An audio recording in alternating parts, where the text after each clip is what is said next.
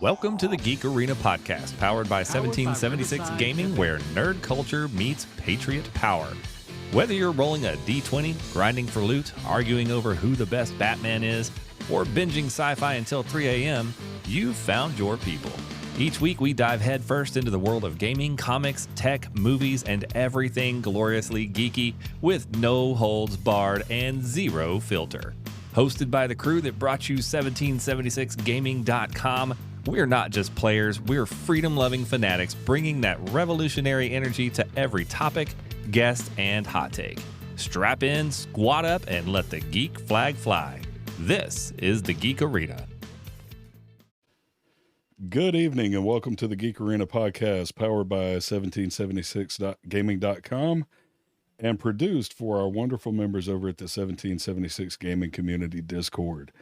I will be your host this evening, the Traveling Man, aka Trav. With me this evening is my wonderful and also beautiful co-host, They Know Fix PUBG, also known as Grant or Grantifa.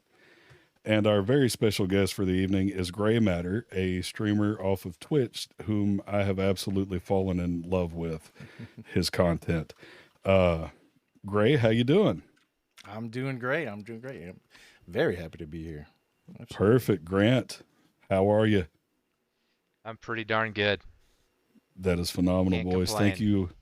That's right. Thank you all for showing up this evening. Thanks for And hopefully we will continue this without any mishaps like we've already had. That would be great. And yeah, so let's dig right in. So how long have you been streaming there, Gray?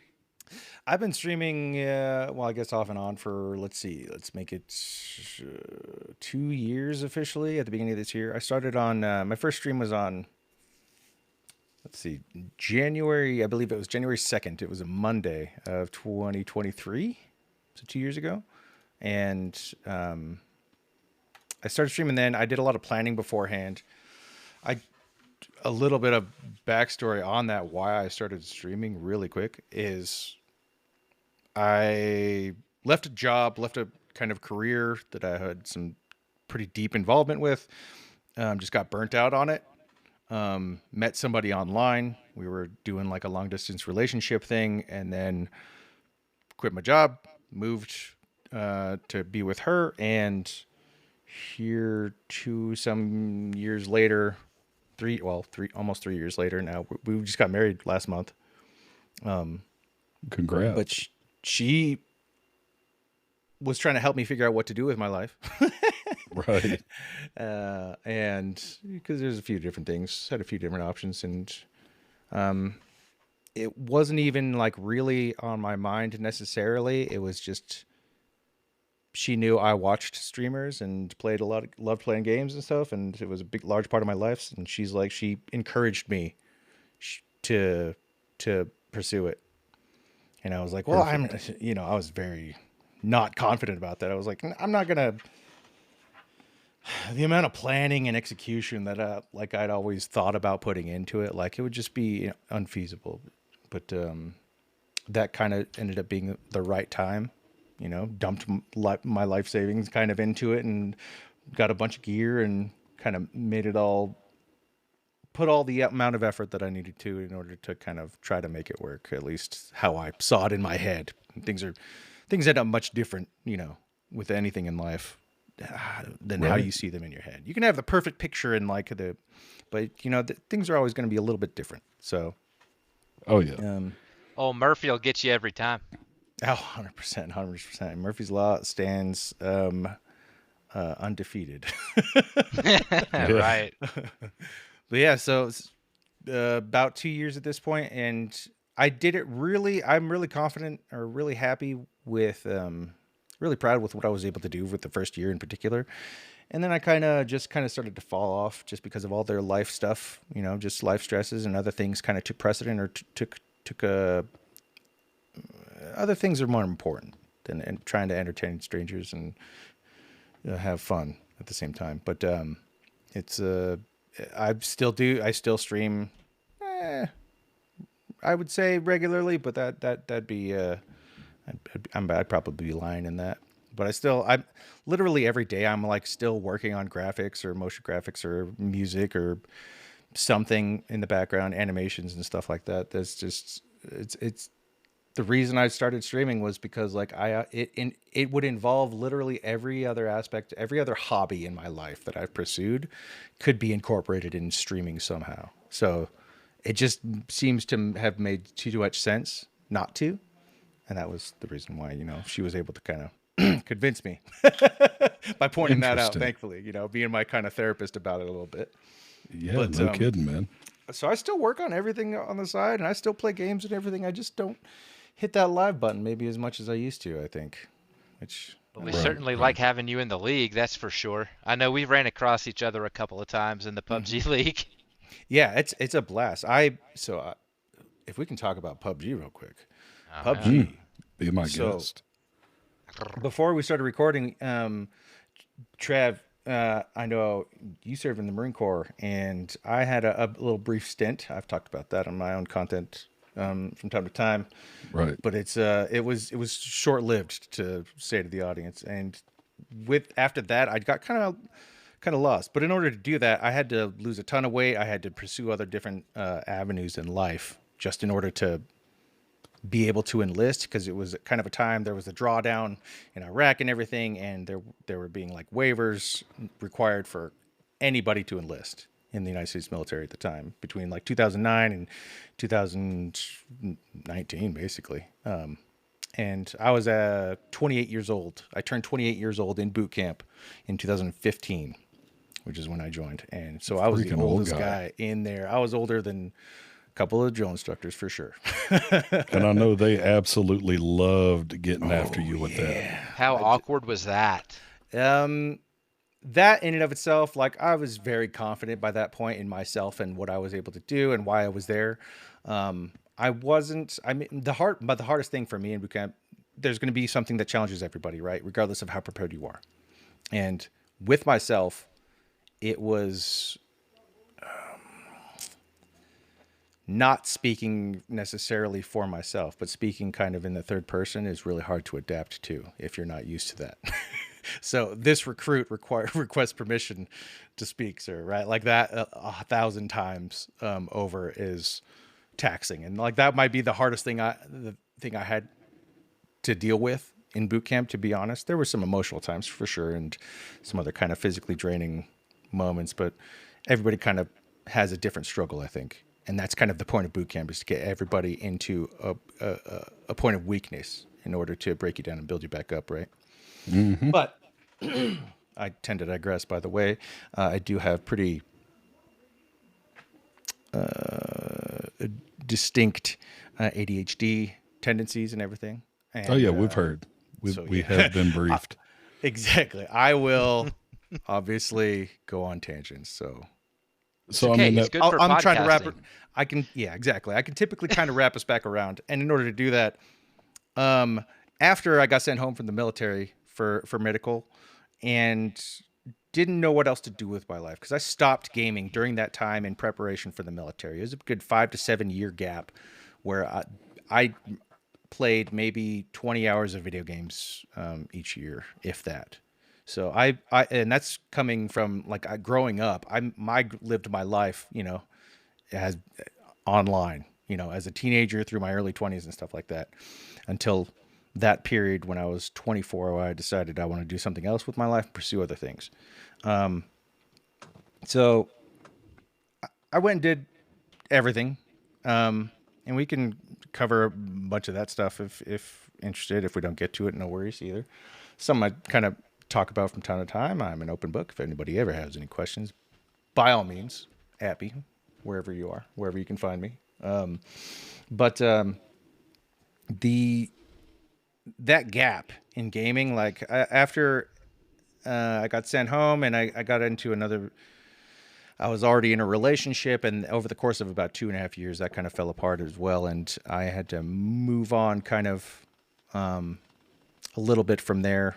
And got into a kind of a dark period. And after the relationship, and I just dissolved it. I took it pretty hard and kind of went a different way. I moved, 500 miles away or 800. I don't remember the distance. I moved from Arizona to Seattle, and then I pursued some things, and then I got word, ended up moving to Michigan for various reasons. And that's where I kind of like, I stopped, and I had some time to reflect. So it was time for me to kind of figure out what next to do with my life. What's the next step? Oftentimes that with anybody kind of, if you don't have this kind of preset path for you in life, like sometimes figuring out what to do is the hardest thing. And that was the time for me right then. It became a time of reflection. I'm like, everything I've done over the last 7 years or so, I've really missed my friends and the good times I've always had with my friends.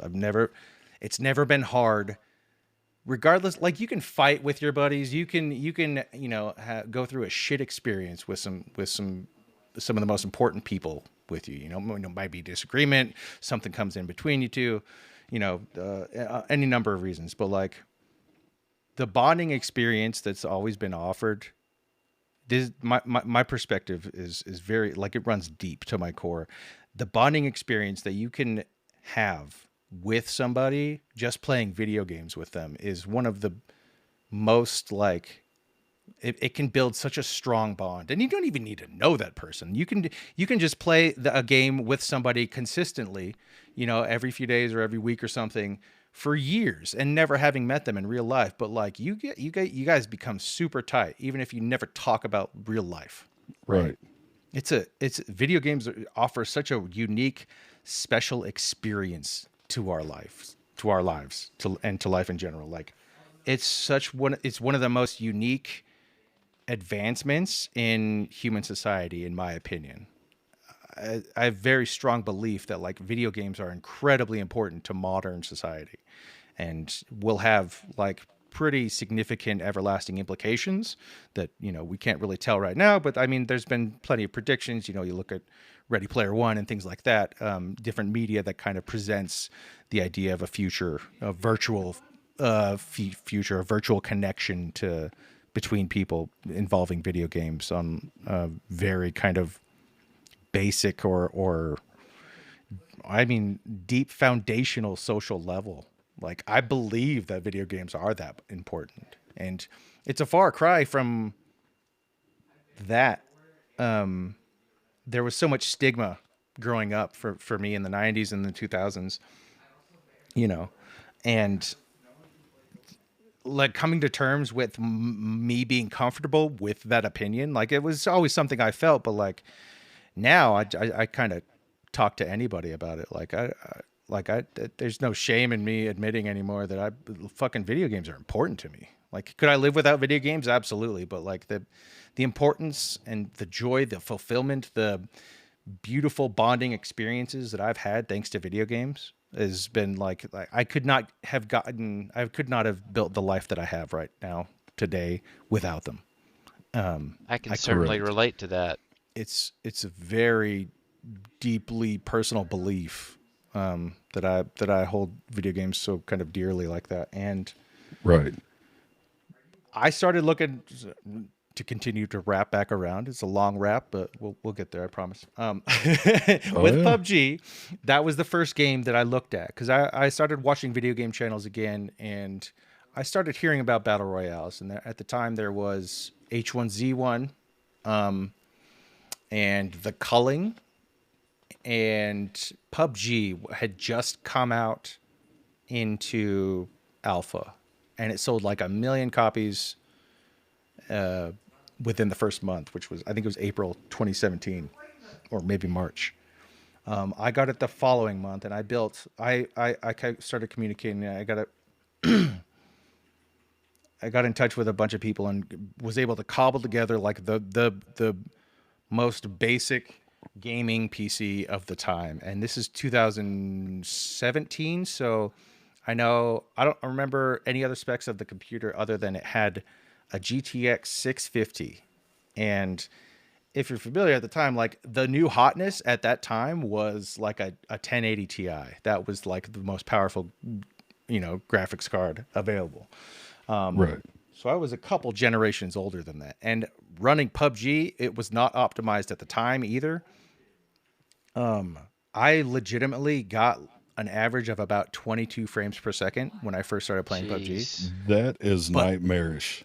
But it didn't matter because the gaming experience, like first discovering battle royales, coming back to games after 7 years, getting all my friends in on the game, and then like making friends with other people who like were experiencing this explosion. It's a watershed moment in video gaming is when PUBG came out. PUBG and the advent of battle royale game type completely changed the game industry for the entire future of gaming. Right. It's battle royale it's still.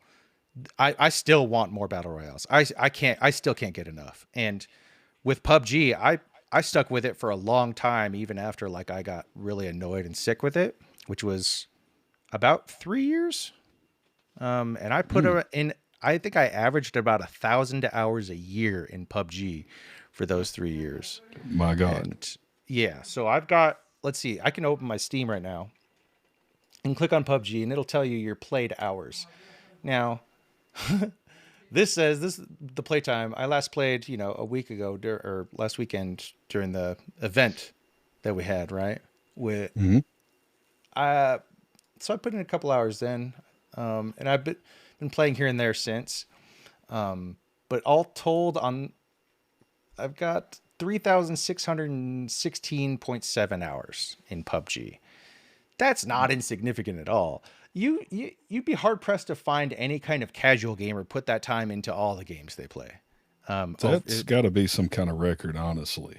There's people that have put, there's streamers and everything that have put 10,000, 15,000 hours into games. Hellspawn's got like 5,400 hours. He showed me the other day. Yeah, that's wild. How are people finding that kind of time, dude? I can't even tie my own shoes. I'm having to wear Crocs every day. I feel that. I personally, I'm like, I can bring up his account right now, 5,907 hours.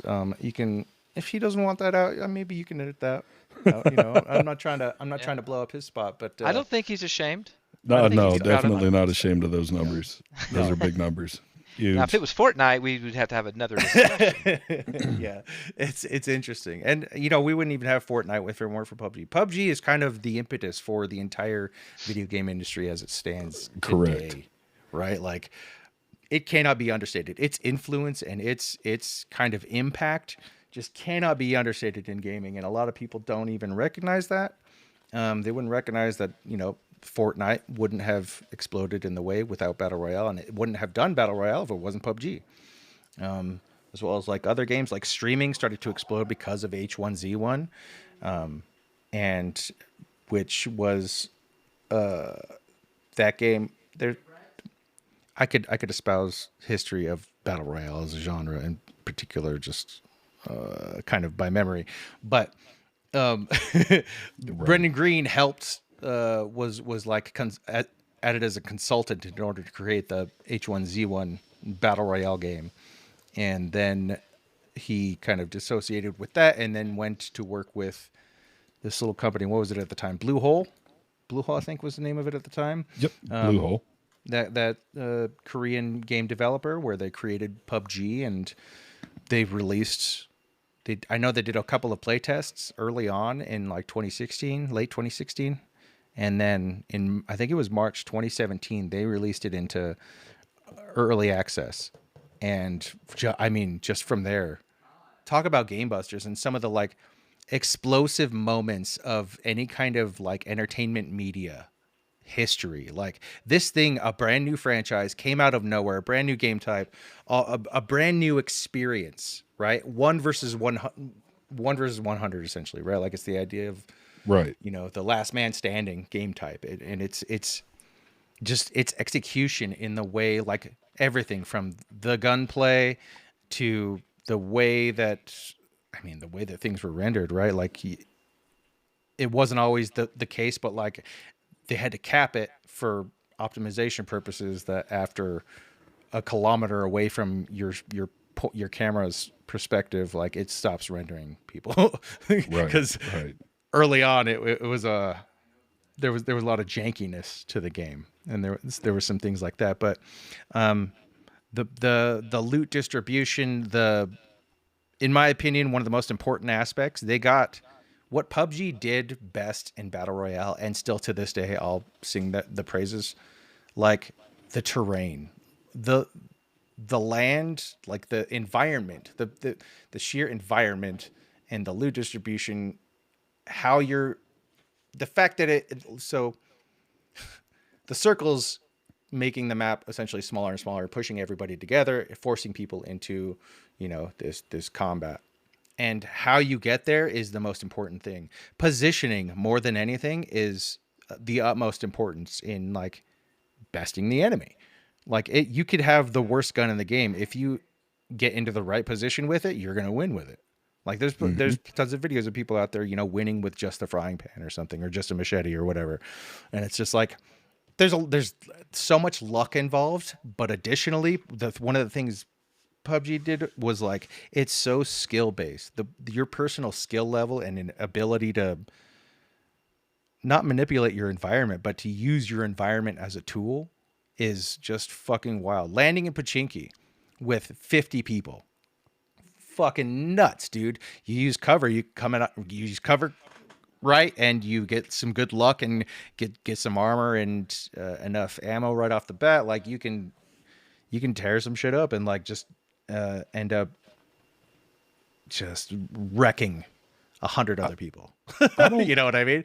I don't know that we would call it 3-dimensional or 4-dimensional warfare, but definitely the aspect of the environment and the way that you have to utilize your terrain, plus buildings, plus vaulting, it has definitely brought at least a 3-dimensional element to a video game on a flat screen, where a lot of us that grew up got used to that flat paper plane, that 1-dimensional fight from all the way back in the days of GoldenEye and shit. Then PUBG kind of jumps in there and says, okay, well, everybody's done everything wrong. We're going to make a concept that is extremely perfect, and it's going to have a ton of issues, but you people are never going to be able to quit it because it's the closest thing to perfect you've ever seen. Right. And it's kind of annoying. You have to want to play the game. You have to learn. I mean, it's so hard to dedicate the time to learn how to use the weapons effectively just to get a kill. It's not something that a lot of people are going to pick up for the first time and still play it in 3 weeks if you don't have that mindset, right? So Absolutely. That's something I've always respected about the game, is it takes effort. You got to step out and learn to really to get the reward of getting that chicken dinner.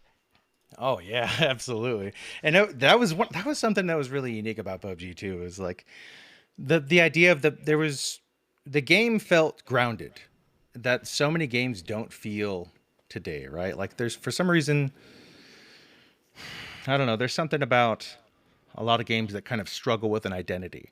PUBG's identity, in spite of like some what are now, there's a lot of weird kind of goofy skins and implementations, like it still feels like its own game, like its own thing. Like even with like, I know, what was it, last year or the year before, they had like a KFC event, and some really interesting kind of brand synchronization going on. But its ability to like feel cohesive, right, and as a game in the game environment and everything has been really impressive, in my opinion. Because like you look at other games like Fortnite, it's definitely got its own thing, its own charm or whatever, and but it doesn't feel like it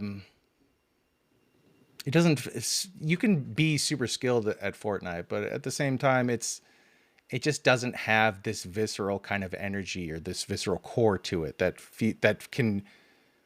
I don't know, the core competitive spirit of PUBG is incredibly solid still to this day, and I haven't played a whole lot over the last 5 years or so, but I still have tremendous respect for that game because I mean, last year in particular, I one of the games I've taken a break from throughout its existence and my lifespan has been Call of Duty. I played a lot of Call of Duty, especially with the original Modern Warfare, so Call of Duty 4, and Modern Warfare 2 came out, and it was essentially the same thing, just amped to 11 a little bit, and it didn't really push the envelope, and they did a lot of like scummy stuff for PC players where they removed the modification ability and self-hosted servers and things like that. There are a lot of different things. And I came back to it for Warzone 2.0 in 2022. Yeah, late 22 is when it came out. And I started content creation. I think my first short was for DMZ, which was the extraction mode created for Warzone. And Warzone itself is Battle Royale. And I think it used to be a solid Battle Royale, but that was probably before my time. I think as far as Battle Royales go, Warzone, now, it's weak. There's something that they've screwed up in their secret sauce. I don't know. They've got such a strange, for one, the entire player base, the Call of Duty player base, I don't know. They're brainwashed and they are very, oh boy, it feels like they're it's a drug, like they're just barely getting their fix. But somebody made a post on the Warzone subreddit the other day, and I think the title was something along the lines of we're all addicts, and the drug pushers are reducing the quality and oh man, I wish I could find it right now because it hit the nail on the head for my feelings about Warzone. But it seriously feels like they had something great and now they've just been fucking it up and seeing how much they can fuck it up before people stop playing it. Which people still play it. I don't know. Call of Duty is a weird thing, man, because I don't know. It's unlike anything else. The people just keep coming back, and it's because they keep releasing a new version every single year and change things up enough that it keeps people's attention, just enough so that people don't go play something else for too long, right? It's so weird. But like something like PUBG, it still has its core identity, everything that it's added, everything from even relatively recently with the blue chip respawns and back when they had, what was it, the Rebirth Island, or what was it called? I can't remember what the hell that was called. I think I skipped out during that section. Something I know it had to do with Paramo, I believe, was released when that map, the volcano map. I've been paying attention basically on the periphery, so I can't speak to all of the more recent developments of PUBG's history, since 2021, 22, somewhere around there. I guess I was still playing in 22-ish, but I will stand by PUBG's competitive spirit. It's still there and it's beautiful. Like the way the gunplay works, the way rotations work in the battle royale at large, like in any given game, the way that airdrops work and the circle timings and all of that can change and be modified to some degree to make it more preferable. But Right. it's still that experience, it still feels so good to win a match in PUBG. Because you earned it. Brother, That's right. and that's hard to say for a lot of other kind of battle royales, especially to this day. I guess I could speak to Warzone directly. It doesn't, the winning around in Warzone never really feels. It's more of a relief. Thank God the stress is over. It's not it's not the release of endorphins of being yes, I overcame literally every other person, and I know that I fucking played really well in order to do so. It's Right. in spite of all the RNG that can be involved in any given match, like sometimes you just get caught out in a shitty situation and you fuck up, you know, you make a mistake and you die because of it. And it's like, oh, well, go next. Warzone, I never got that visceral feeling from. Like Warzone is, it can be fun. I get that, especially for a lot of specific type of people. But man, for me, I don't know. There's something different about PUBG that just, I wish another game could meet that excitement that I get from PUBG. And I will say, like, there is only one game that I felt that since PUBG, and that was the new game. It's not out yet, but Ark Raiders from Embark Studios. Really? It's an extraction shooter. So I it's was different. It's watching not that. a battle That's the royale. first stream that I saw you on. Yeah. Yeah. I've been saying this, and I'm saying this pretty confidently. That's literally the only game that's given me such like a visceral, exciting experience since like PUBG broke. So Like how would you say that game stacks up to PUBG? That's hard to compare them. Well, honestly. is it even apples to apples, apples oranges, apples bananas? So I think coming from PUBG, when PUBG launched, it was only third person. So anybody who started when PUBG launched, you learned the game in third person. You learned how to use the camera, even if you weren't familiar with third person games, which I've always been a first person shooter, right? But with PUBG, I learned how to use that third person camera to the advantage that you need in a PvP situation, in a competitive aspect, right? Mm-hmm. So it's different than like, you know, Gears of War used to play, or like any kind of other arena shooter that might have used third person. There was this, I remember this classic, it's like a legendary game at this point, but it's called Guns, The Duel. G-U-N-Z. Oh, I think I remember that one. That game had a very high skill ceiling because of like the movement manipulation you could do. But that was a third person game as well, and that was kind of the only one that I think I ever came close to like loving enough to play up at least relatively consistently as far as third person shooters go. PUBG kind of forced me to, because the gameplay was so good, the gunplay was so good, the interactions between people. You know, before they patched it out, like you would everybody, you load into Spawn Island, right? You load into the lobby while the game waits for all 100 people to be in the game, and press Z, follow me. Like the amount of people just China number one, dude. There's so many memes from that time of just like the lobby chat. You have 100 people speaking over proximity voice chat to each other. And you hear the worst ridiculous shit, but also like the funniest, most insane, like, it was such a beautiful time. Like, I don't know why more games aren't doing proximity chat. Like, it's so important. Like, it's beautiful. It was such a beautiful time. And it was because the community, everybody, it was new for everyone. That was the thing about Battle Royale and PUBG in particular, when it launched, like, that was new for everybody. Being able to talk to somebody and interact with them more than just like, you know, talking shit to them and then respawning and then, you know, just talking shit back and forth as like an arena shooter like Halo or Call of Duty, you know. But PUBG was different. Like it offered so many different unique takes on gameplay, and third person was definitely one of those. And its implementation was so good. I don't know. It's like PUBG hits so many of the right notes that most games don't feel to do anymore. Right. Regardless of how much you like it or love it. Like, and I could admit that about just about any game, but I don't know. There's something.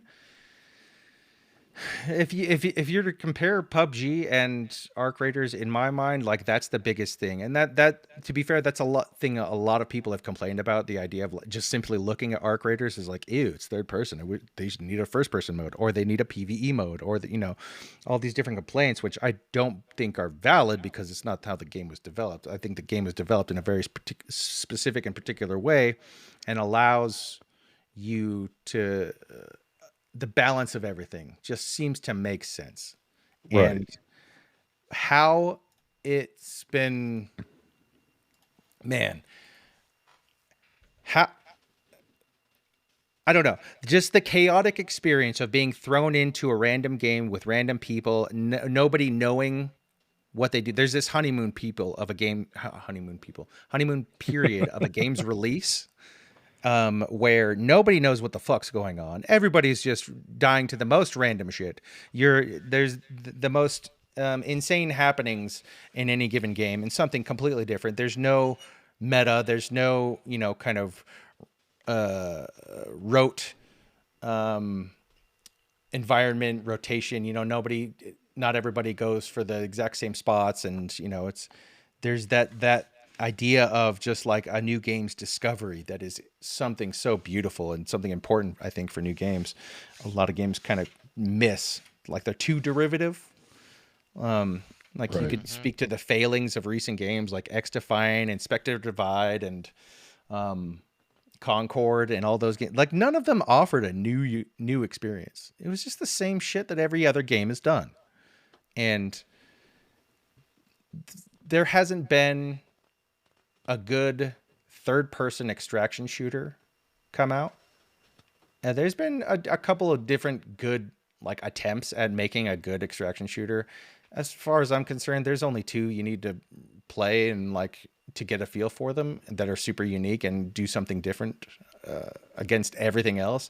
And that's Escape from Tarkov and Hunt Showdown. Ark Raiders is going to be the third. Like it's the only other extraction shooter that is going to matter. And there's a ton of them, man. There's, the Delta Force has that kind of Tarkov light mode, and there's Arena Breakout Infinite, there's Incursion Red River. I mean, there's a ton more that I can't even name. Ark Raiders and its approach, like they developed it for third person. They developed it for PvP, even though it was originally designed, or they came up with the idea for the game as a PvE game. But the PvPvE aspect is done so well. Like it feels, I don't know. I don't know. This last tech test 2 that happened late last month or early this month, I can't remember now, but that gave me the closest feeling I've had to when PUBG launched and was like in its heyday. Like I had such a special experience and special feelings and this visceral emotional response to the game that I was playing, and like the moments, and like at first it didn't seem too unique, or it didn't seem like it did unique enough or different enough for me to be super interested in it. But once I started playing with my friends, or once I started grouping up with people and communicating with them, and like getting the social experience right, like that changed my perspective on it entirely. I wasn't super excited about that game until like I noticed, like every round I hopped in with my buddies, like even if we died right away, like the fights are super fun. The PvP, the gunplay, and the angles you can take are incredible. The one thing they've gotten really good that PUBG does really well is the map design. Absolutely incredible. As well, like the aesthetics of the game, Ark Raiders. Oh my God, it is beautiful. It has that, kind of 70s sci-fi aesthetic, that kind of I was going to say Flash Gordon, but it's not. It's it's more A New Hope, Star Wars Episode 4 kind of thing. It was definitely those vibes falling out for sure. Yeah, exactly. And I'll say this, even if you don't like that style, which I could care either way, they fucking nailed it. Like, damn, the character of that game is so thick. And like they nailed the aesthetic quality. They nailed the audible quality. Oh my God. I've said this so many times. The audio design in Ark Raiders there's literally nothing else that compares. It's interesting.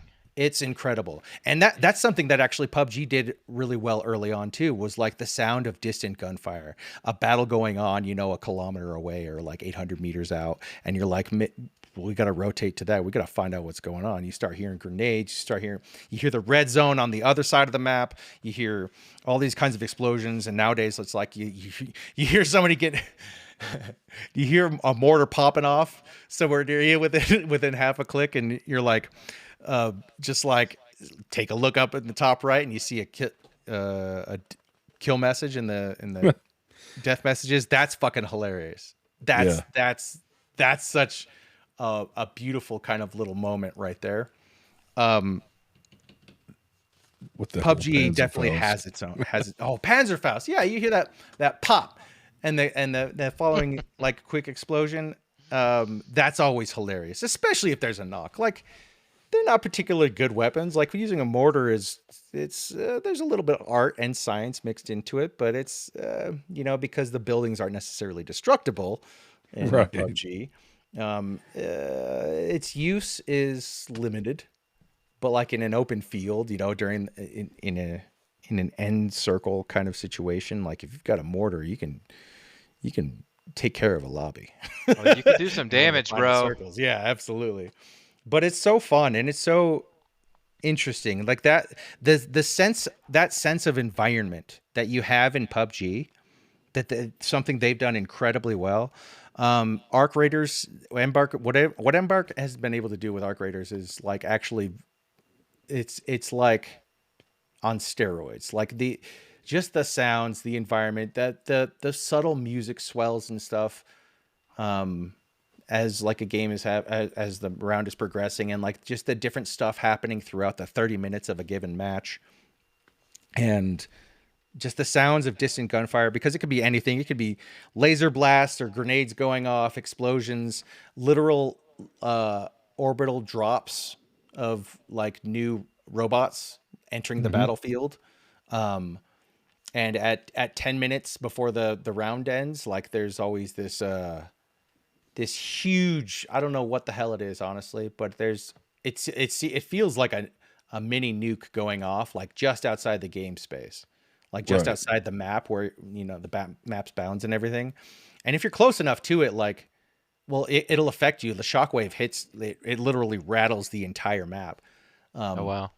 But the feeling of that, the sound of that, the sight of everything, like the environment just, oh my God, the sound of footsteps in a given building is, I don't know, gunshots, the way people's voice comms, if you're talking, you know, in game, like the proximity voice chat reverberating, bouncing off of walls in a metal environment or something like that. There's so many beautiful little details that just create this immersion that is so unparalleled in almost every other game. Like one game as well that I would sing the highlights for. I mean, extraction shooters, I think, are probably the most important thing to get right with them is sound. That's something that Hunt Showdown has done. The sound in design in that game is pretty fucking spectacular, and it's definitely taken a dip, I'd say, over the last like year and a half, 2 years. Escape from Tarkov as well. Sometimes sound just doesn't work for whatever reason. You don't hear footsteps when you should, and it's the most tilting thing in the world. I hope that doesn't happen with Ark Raiders. Who knows, man? Like programmers, like it should. Different people working on a different part of the game at different times can cause different issues during updates and things like that, and completely change the way you're used to playing a game. And that sucks. Like that's a really unfortunate part of like a modern competitive gaming environment. But dude, with Ark Raiders, I hope they prioritize that more than anything, is just because the sound, my God, the sound of Ark Raiders is just spectacular. And it's not something that really translates in a video. Like watching through other people's videos and stuff, it's a completely different beast actually playing it. It's you feel like you're in this environment, and like it just feels so incredible. And if anybody's ever played like the most recent, like Battlefront 2 or Battlefield 1, like these are the same developers. There was this kind of exodus from DICE EA game development studios that in 2019, which caused why the most recent Battlefield was not so well received, because they had essentially C team building it from scratch during the pandemic and everything. Right. It's still a good game. It didn't launch in a great state. As a Battlefield fan, Battlefield 2042, it didn't launch as a good game at all. But it really shored itself up, and there's a lot of fun to be had in that for anybody. If anybody's thinking about taking a look at that, by all means, it's definitely worth $5 or $10 or whatever they sell. Let's go ahead and switch gears a little bit. Sorry. Yeah. No, you're fine, dude. I'm sitting over here just vegging out, listening. Like, can't wait to go back and listen to this. And who knows, maybe one of the dev team from Ark will tune in. Stranger they pay attention. Things have happened. That's another thing about Embark Studios is they participate in their community. The CEO, Good for them. Rob, and their community leader, Oscar. They're always in people's chats and interacting with people on Discord and things like that. It's a very impressive company. Well, I've got something that came through from Doug. So we're just gonna circle back to the whole streamer experience real quick, because we're just kind of focusing in on that a little bit. It's kind of a theme that we're having right now. The dialogue on the video games has definitely been great, though. I think you really hit a lot of high points on how we all feel about PUBG, and it really just kind of drilled down into the whole experience. So, like, if nobody's ever played that, all they have to do is listen to you for that amount of time, and it should be enough for them to go download that thing and actually give it a try. It's a whole cult thing. Especially if you can stick free, with it. Man. Right. If what are you going to lose but a little community, time? Oh my God. PUBG is still one of the most played games out. Right. Literally. Yep. So like if you haven't played PUBG, and if you're a diehard Warzone fanatic or Fortnite, like whatever, and like very gatekeeper, or like I'm not gonna play that other fucking competitor game, like whatever. If you just like good games, like PUBG fucking rocks, especially with friends, especially with a good community. Yep. So Doug has told me that he sees a lot of streamers starting out trying to put themselves out there on the internet and fail to rely on the support of their existing friends and community. He says that it's better to have 10 loyal viewers who always show up and interact versus begging people for follows and dreaming of big streamers raiding your channel. Mm-hmm. How do you feel about that? What do you think? What are your thoughts? It's a good question.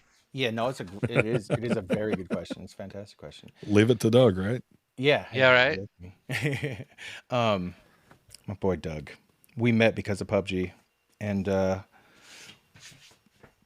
we've had limited interactions just here and there. But like I've always got a soft spot for Doug because he's such a good dude. He is. But he is insightful, and he's such a good dude to talk to. Because his opinions on things do kind of bring I don't know, he brings good insight, I guess is the best way to put it. He does. He's helped us out immensely. Mm-hmm. So for like as far as content creation, it's a unique beast. Because it's such a new form of entertainment, and it has similarities with a lot of other forms, right? Like, and it draws a lot of parallels with other industries, let's say. But like, there's nothing quite like live streaming and just like general content creation. Because you can make a video, you can make it like a documentary, you can make it like a narrative, and you can create machinima out of the game and just create something entirely new, but using a video game and like essentially creating like mini movies or something like that, create a little entertainment series. Live streaming itself, though, is like such a wild departure from any kind of traditional media.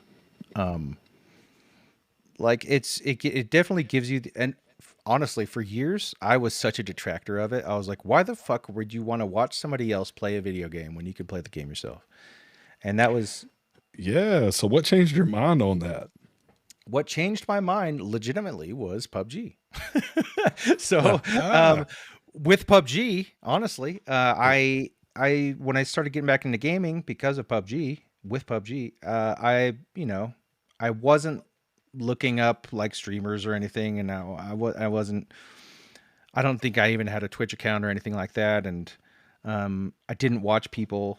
There was a few gaming content creators I would watch here and there, and at that time, what I watched was, I think, well, I mean, Jack Frags and Frankie P on 1080p back then, like just a couple different content creators that I appreciated that they would approach with a narrative kind of idea of like them talking about their experience playing the game. It was more of a game review, I would say, or about the review of the experience they were having, which I kind of appreciated.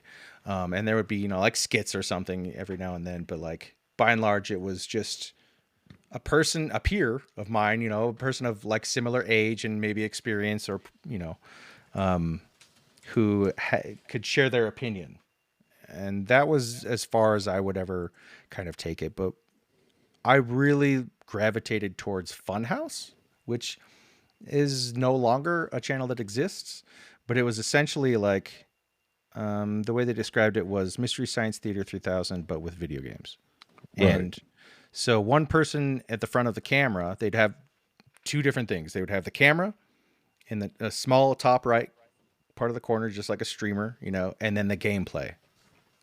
But the focus was almost never on the gameplay. It was about the personalities involved.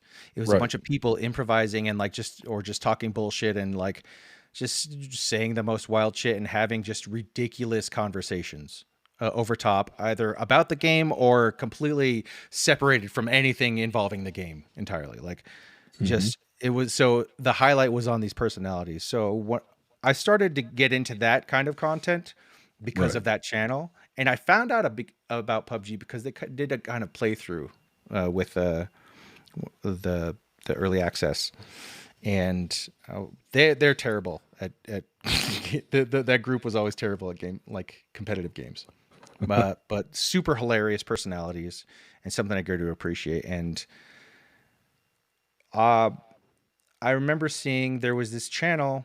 It still exists, but I don't know how active it is now or how well it's known. But the channel was, if you look up on YouTube, Dear Someone. And this is a person who, I don't know who it is. They had really good video editing chops. And they basically took, a popular song, or not popular song, just good music, and just played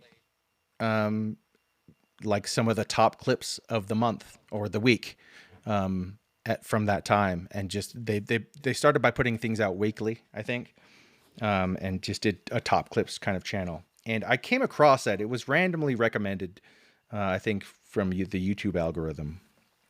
And in it, I was like, okay, well, let's just see what other people are doing in the game. And not because I wasn't necessarily searching for it, but I ended up watching that and was like gained an appreciation for seeing other people's perspective in the game that I loved playing. So that in and of itself was enough to be like, okay, that's getting me to start to appreciate this kind of new form of entertainment that these people are doing. And like live streaming and that presentation aspect of like just being this personality that's, you find a kind of common ground or something that you appreciate or like about them, and like sharing the experience of the video game with them. I was like, okay, I started to understand. And then, without understanding all the memes and all the weird implied things about joining like a Twitch chat for the first time or something, let's say, yeah, I just went through that recently. That's such a weird, unique thing too. That is very unique to streaming. Is like that live chat aspect completely. It's a completely different thing as well. But the first person I started watching was Mr. Grimm's, because he's like this metalhead who grew up playing video games and like a lot of RPGs and stuff, and like has this kind of I don't know. He had a personality that resonated with me, and I started watching him. And I hopped in his live stream one time. I was like, oh, okay, I can actually go in and see them playing this as it's happening. So it's like you get not it's more than just like the clips and the edited content that you get on YouTube and or TikTok and Instagram or whatever. Yeah, where And everybody's going to look perfect, right? yeah, exactly. So it's like you get to see like, oh, this is actual. You hit the nail on the head. You get to see this is an actual person going through an actual thing and living their life, and this is a huge part of their life, and they're sharing it with people, and other people enjoy sharing that back, right? Like so Right. that's where I gained my appreciation specifically. That if you don't enjoy what you're doing in content creation at all, like you're gonna fail. Yep. If you don't actually enjoy, like, and you can, it's not to say you can't find something to love about it. Like I love interacting with people.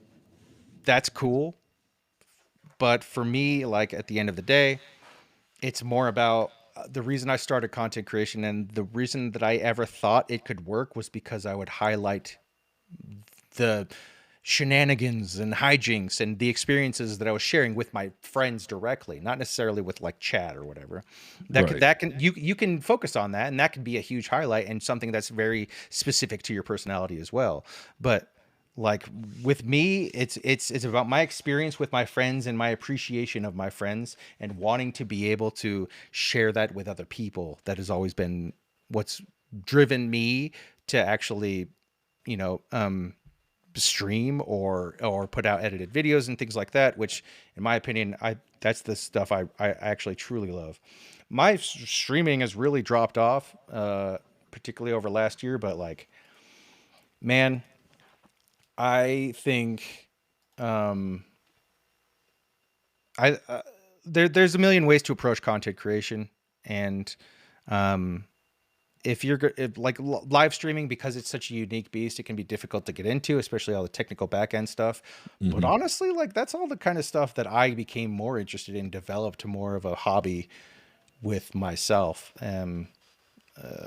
That back end stuff, like creating the graphics and overlays and like organizing different scenes and how everything kind of works together, transitions, and creating a production. Like the way I always kind of approach the content of each individual either stream or unique video or something, it's its own thing. Like it's entirely its own package, right? I Right. want somebody to be able to come in and see, even if like I've got a lot of non sequitur stuff or just completely off the wall random shit going on, I want someone to be able to be like, you can come in not having played the game and be able to like relate to, at least to the face on the screen or like, you know, what's being said. So like putting a highlight on those things, even if like there's no skill at the game necessarily, or like there's, you know, like if you have a good personality, you have so much more going for you when you start content creation For sure. than like, yeah, let's say 85% of anybody else out there, including like known and established streamers, right? Like, Absolutely. It's like I was telling you before we got into recording. It took me all of about 5 minutes of watching you to realize that I want to get you here. I want to talk to you minimally and just let you kind of run your story the way yeah, the way run your Oh, story the way that's that you want funny. to, because we're so for anybody listening to this, if you come in and you're like, man, these guys are not saying anything, this is literally not about us. We're bringing in people that we find interesting and we want them to talk about them. So Gray coming in here and absolutely stealing the show is exactly what I was expecting to happen, because it's perfect. You- that's something I had to come to terms with as well. If right. to continue to make this about me, um, any streamer has like any streamer, you have to have some form of kind of at least slight narcissistic quality, right? You have to have something. You have to have a bit of an ego in order to do that, because like Right. otherwise you're not going to see success. If you don't care about yourself, and like if you truly don't, you're never going to be successful. Like if you don't know, my struggle is I don't know how to prepare. Like I don't know how to promote myself. I don't know how to make myself appealing to like other people or whatever. Like I just do what I do, and I became really good at doing what I do, and just becoming more comfortable for myself. Here's something that's pretty fucking candid that not a lot of people maybe don't talk about in regards to streaming and things like that. But like with me, I've always kind of struggled with my own voice. I was always very antisocial. You too. Oh yeah, that's like all three of us. I hate my voice, dude. But but like when it came to video games, like I was always just like, well, what I gravitate towards is like having a good time with my friends, right? Like even if it's like a competitive game and like taking it seriously and getting a little sweaty or whatever, but like it's more about just having fun and like the chatter that happens with your boys, like when you're gaming, and like that's some of the funniest shit. And even if I'm not a super funny person, like I'll have a good word, you know, from time to time. Right. And I've never been like my own champion, like in any form of life, in any realm or aspect, like career wise, you know, job wise, whatever. It's something I've always struggled with, but with streaming, for some reason, it has turned out to be the best therapy for that. Like, I don't know, it just came at the right point in my life, the right period where it helped me kind of realize and recognize I'd never been able to talk so fucking much in my life until I started streaming. That's like funny. I have traditionally always been the person to just leave the floor to everyone else. And because I mean, at the end of the day, it's not because I don't want to speak my piece. It's that I want to hear everyone else's piece. I want everybody to be comfortable and feel chill and like be able to, I want to be the, you know, the provider of the environment. I want to be like to give people the floor to feel comfortable because I don't want, I don't want anybody to feel comfortable. I want to provide a good time, a good environment, and just to be a purveyor of good times, essentially. And I've never needed like alcohol or drugs or anything to do that. Like I'm just PUBG. Yep. Yeah, it's always been about the game, baby. It's always been the game. Yeah. That's it. PUBG, like, it's such a good time. You just, oh man, it's however you find that connection with your friends is like what matters. Yep. And like, damn, PUBG, like 3,600 hours put into anything is damned significant. Correct. And like the fact that I put that much into PUBG, like I can't speak enough.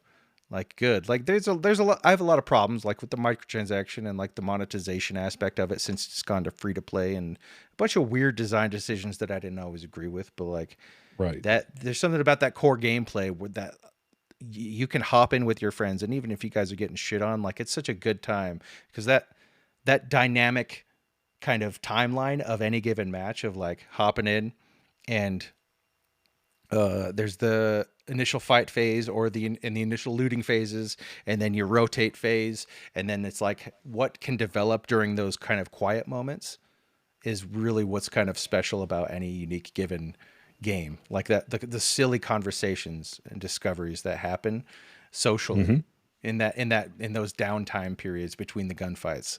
That's what's I think really beautiful about like PUBG and battle royales in general. Is like it's special, man. I don't know. I can continue singing the praises. You even get addicted to the rage that comes with it, you know? Absolutely. So we're gonna have to go ahead and wrap up momentarily. But dude, we gotta have you back. I mean, it's just absolutely. we didn't even scratch the surface. I had topics that we were gonna hit, and we might have made it through 2 of them. Wow. So we are definitely gonna have to keep this a running thing for sure. Is there anything else that you would like to add before we dip out? Myself? No, I mean, I love this. I love the format. It's been my intent to become involved. I used to be an editor audio editor and producer for one particular podcast back in the day. Interesting. It has since been defunct, but I always had a lot of good times on that. What I think is important and kind of really beautiful about podcasts and things like this, the format you guys are approaching, I think, is the most entertaining in my opinion, which is like discovering the story of a person, whether it's your story and your relation, how you relate to whatever it is that you're talking about, or the guests. And I love, I think more people can gravitate towards that realism, Right. and that kind of the person's preference, right? Than kind of anything. So I think you guys got a good thing going here, and I'll gladly come back. Thank whenever. you very much. Absolutely, dude, That for means sure. a lot.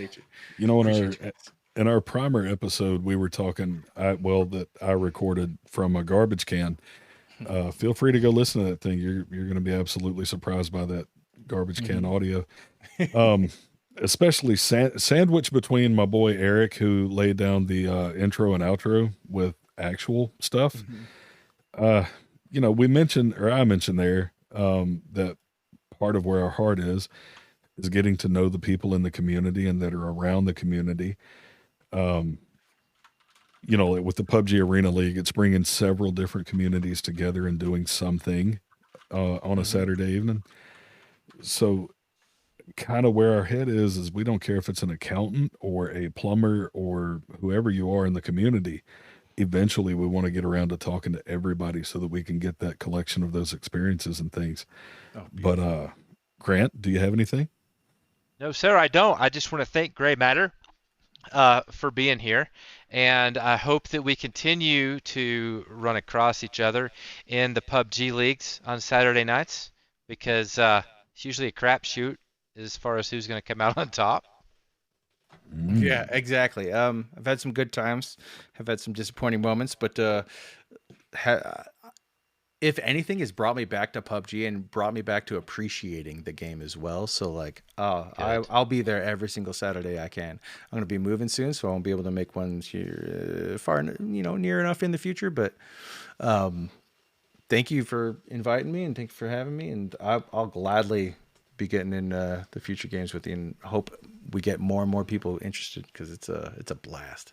Well, stuff like this, Roger I think, is definitely going to help. But before we shut this whole shindig down from the shenanigans that we have been partaking in this evening, I just want to make sure that you guys are going over to 1776gaming.com and clicking that join our Discord button.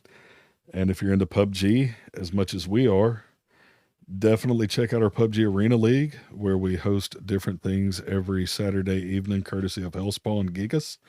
You will see him around the Discord doing hot girl stuff. And don't forget, we have the merch store open that is just as open as my mom, by the way, if anybody wanted to know that. And just a little side note here real quick. We do, in addition to the podcast, you know, since we just can't get enough of us and our narcissistic ways, we now have a blog as well that is generally hosted by They Know Fix PUBG /Grant. And we just dropped a new one for the 35.2 PUBG update 35.2 recap. So you might want to stop by and check on that if you haven't had a chance to get that content anywhere else. That is all for today, ladies and germs. Thank you for stopping by. We have had an absolute blast. Gray, you would definitely need to get with me in the future, buddy, about doing this again. That is really all I have. This has been your latest edition of the Geek Arena podcast. We love you. Stay awesome. Peace out, Napoleon. Holla. Take care. And that wraps it up for this episode of the Geek Arena, where freedom meets frags and the grind never stops. If you're not already part of the 1776 Discord, what are you doing? Come squat up, talk trash, drop memes, and be part of the most based gaming community on the internet. And hey, don't forget to smash that like button, follow us on Spotify and YouTube, and most importantly, leave us a 5-star review. Not 4, not 3, 5, or we'll send a level 99 paladin to your house. Until next time, stay sharp, stay salty, and always keep nerd turds burning.